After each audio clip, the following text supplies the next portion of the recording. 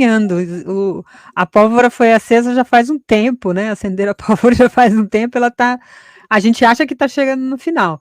Olha, muitas repercussões, como disse aqui o Otávio, sobre o julgamento, né? Um dos interrogatórios.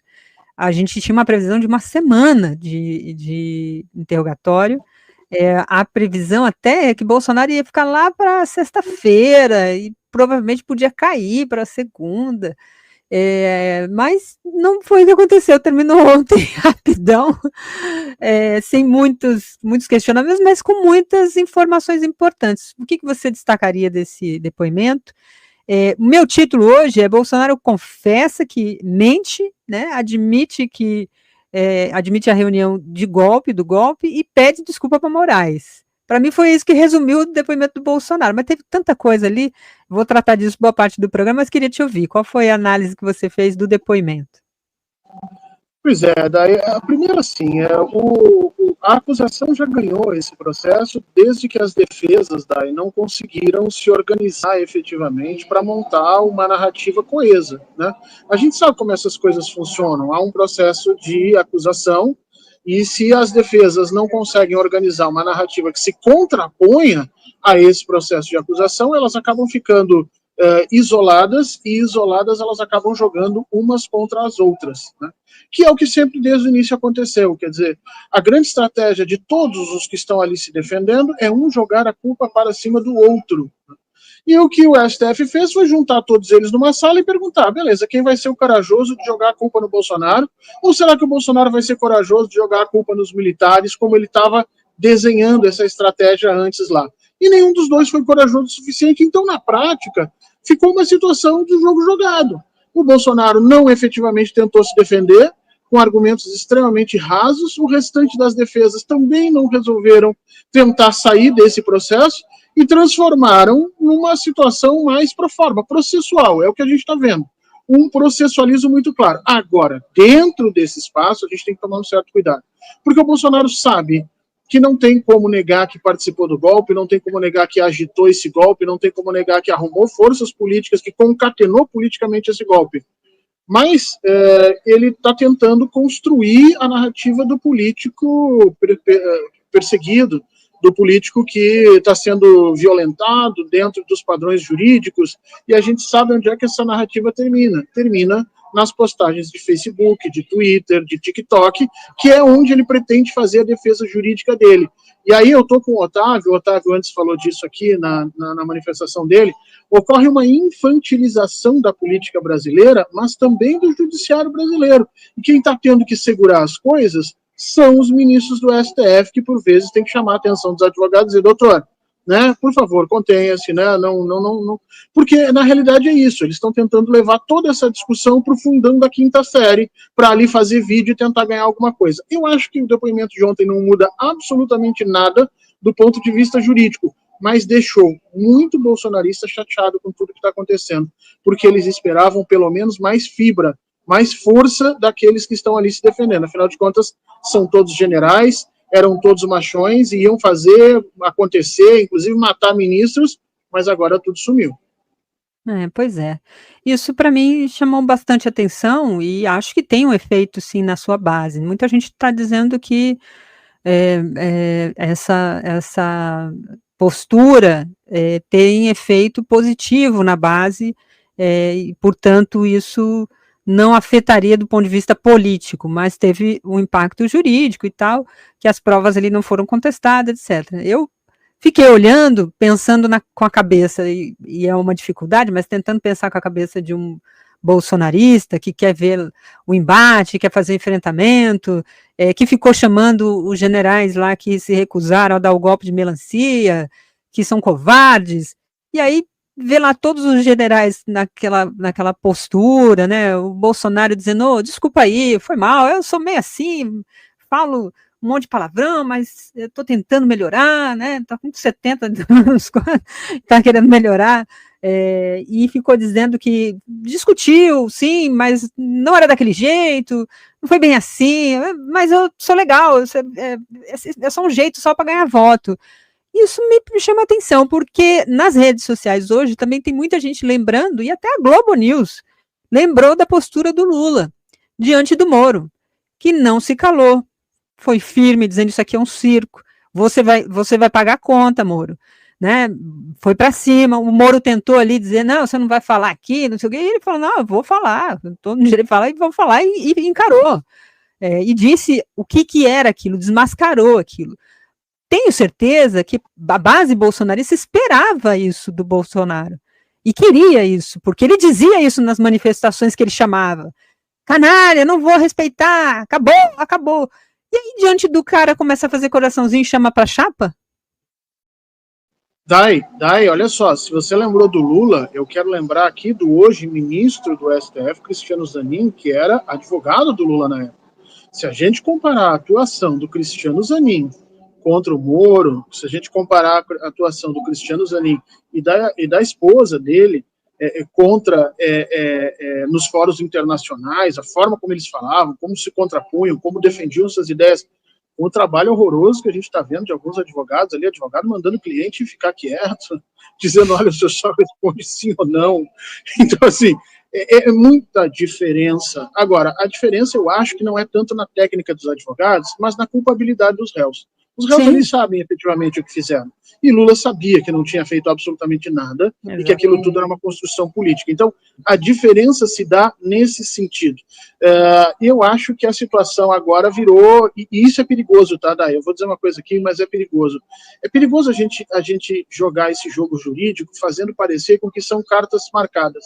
Porque é isso que o Bolsonaro está tentando fazer parecer agora. Nada do que eu fale vai fazer diferença.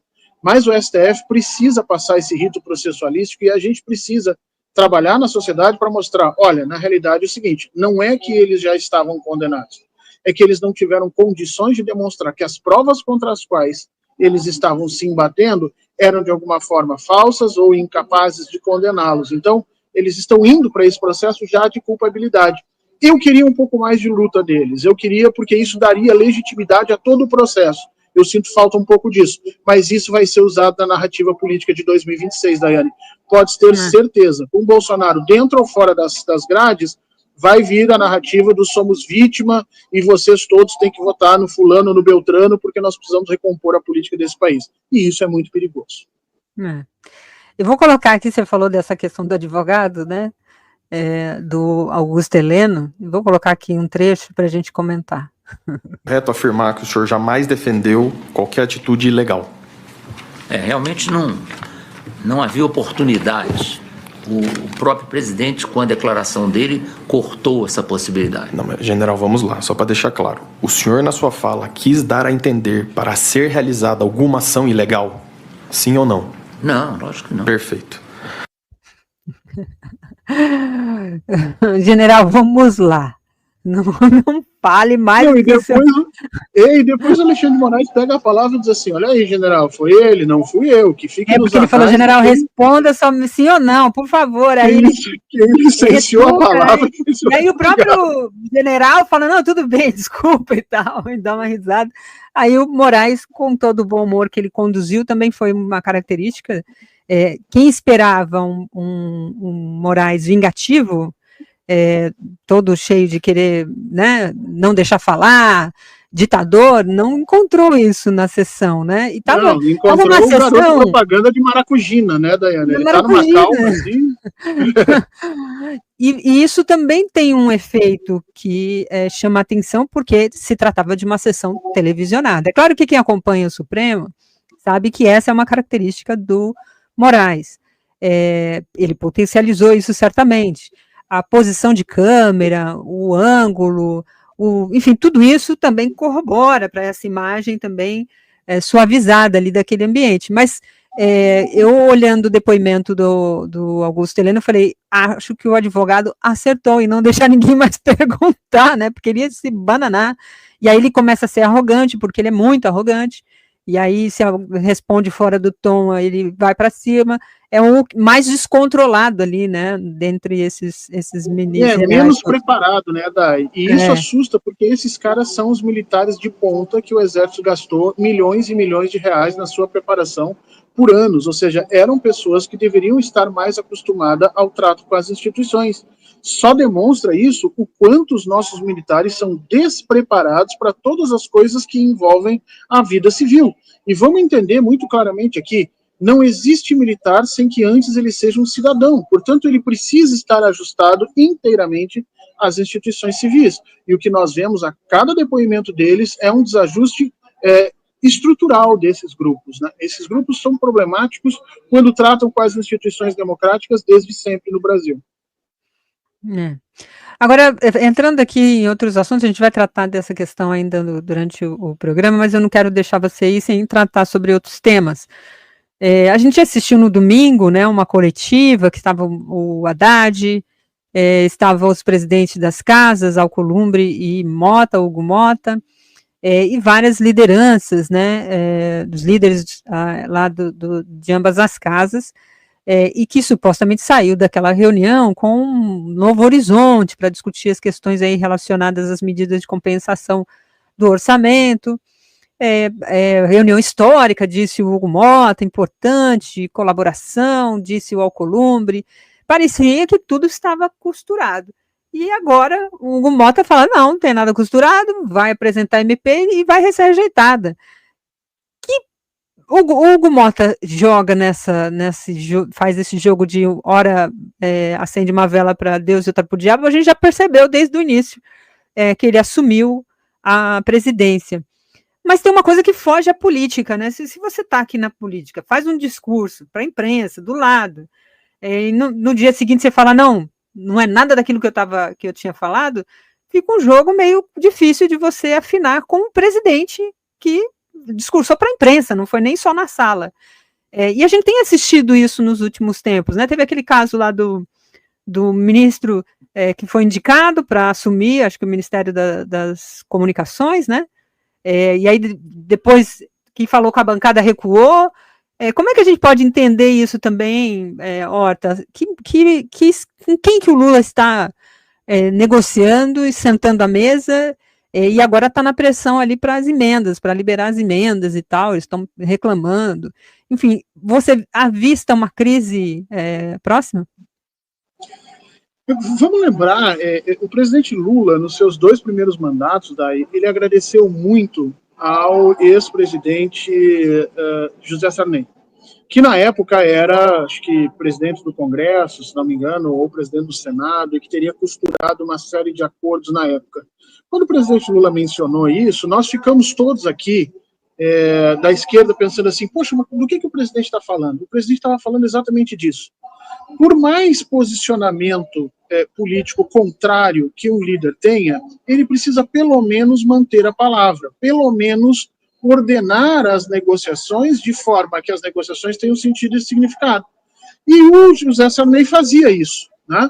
Quando caiu na mão do Cunha e depois do Lira, essa situação já ficou complicada. O Lira era conhecido por dar uma palavra de manhã e à noite ter uma posição distinta, mas pelo menos ele tinha algum lastro, algum lustro na política.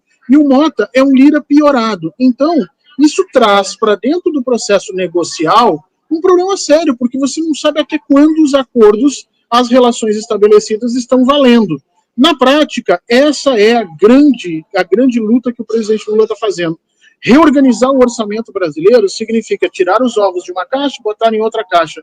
Nenhum dos grupos sociais quer perder espaço. Só que as elites brasileiras já ganham muito. Estrategicamente, conjunturalmente, estruturalmente, seja como for, as elites brasileiras conseguem efetivamente se apropriar de parte do orçamento, parte da riqueza produzida e uma parte substancialmente grande.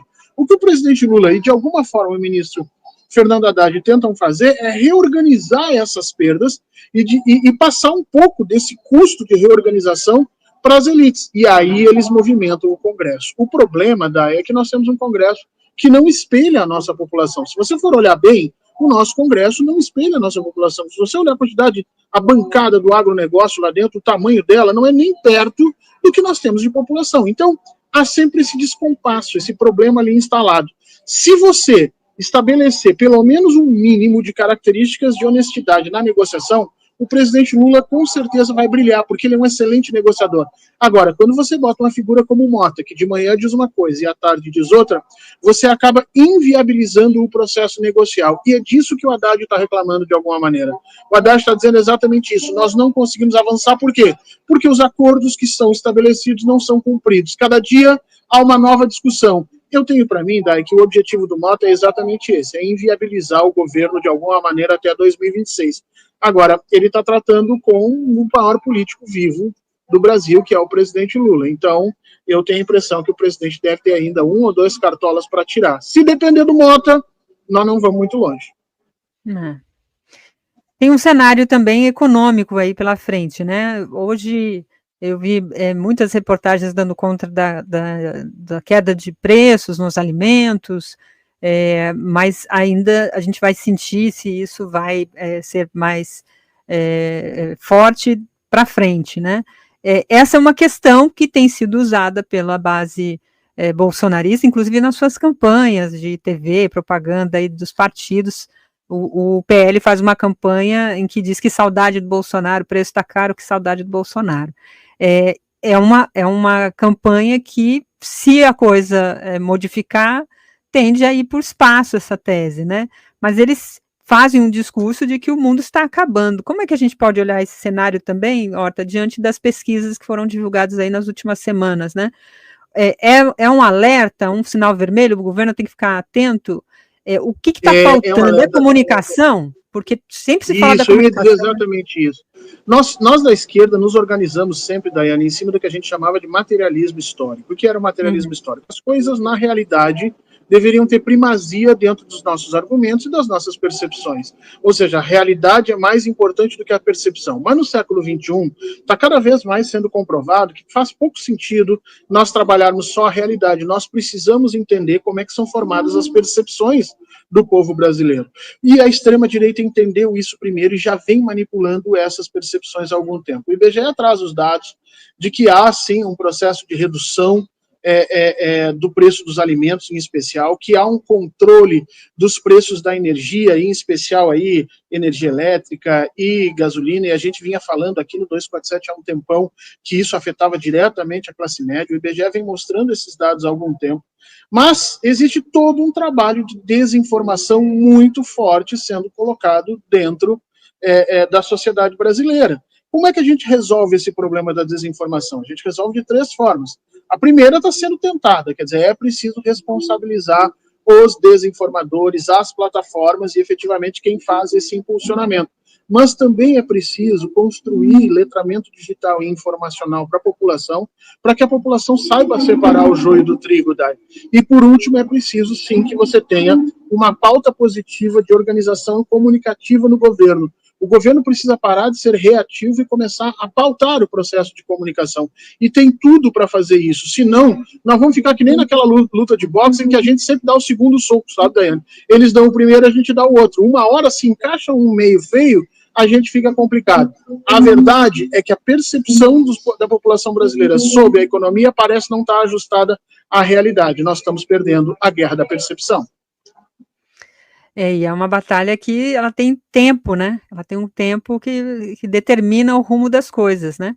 O presidente Lula falou num evento em Paris, né? Que a direita não iria retornar, que ele garante que a direita não retoma o comando do país. Essa fala do presidente contrasta com a fala do Bolsonaro, chamando o Moraes para ser seu vice em 2026. Ele joga essa, né? E tem muitas pessoas nas redes dizendo isso, os robôs, né?